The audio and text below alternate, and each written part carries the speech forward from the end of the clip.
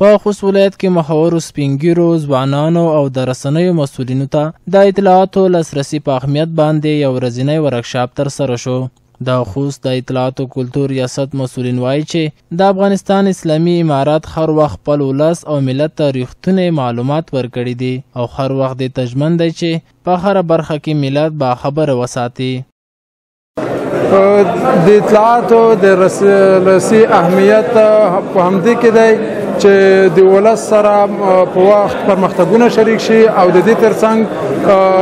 ولس هغه ستونزې چې لري چې د نظام نه دوی کومې غوښتنه لري هغه په وخت مسؤلین ته رسېدلي وي. نو د دې په اهمیت باندې دلته سیمینار دیر شوی. د سیمینار ګډونوال هم په خپلو خبرو کې دا ډول سیمینارونه ګټور یادول او زیاتولی چې دقیق معلومات رسول د دولت او ملت ترمنځ باور رامنځته کوي او په یاده برخه کې د اسلامي امارات چارواکو خپل مسؤلیت په سمه توګه ادا کړی دی. د قومي مشرانو، دیني عالمانو او متنفذینو دپاره اطلاعاتو ته لاسرسی ډېر زیات مهم دی او دوی سره باید وخت په وخت معتبرې سرچینې او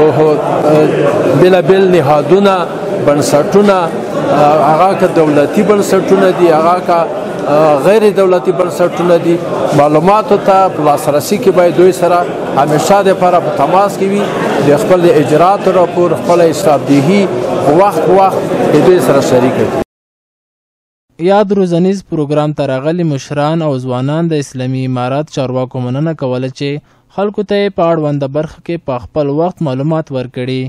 کوشش باید په دې وشي چې خلکو ته دقیق او موثق او رښتونی اطلاعات ورسیږي او ولس او خلک هم باید په هغه اطلاعاتو نه چې هغه حقایق ولري، حقیقت ولري، په هغې نه اتکا ولري، هغه نه باید باور ولري. نن سبا چې ټولنیز رسنۍ ډېرې په چټک سره روانې دي، نو موږ د خلکو څخه غوښتنه کوو چې تاسو داسې خبرونه مه خپروئ چې هغه د ټولنې سره سر نه خوري او بلکې تاسو رسنۍ وپېژنئ چې کومې رسنۍ مهمې دي یا کومې زه ته ښیم چې ارزښتناکې دي، یعنې په هغه کې دروغ نشته. د یادونې وړ ده چې له دې وړاندې هم د خوست د اطلاعاتو کلتور ریاست له لورې په بېلابېلو برخو کې ورته سیمینارونه دایر شوي دي.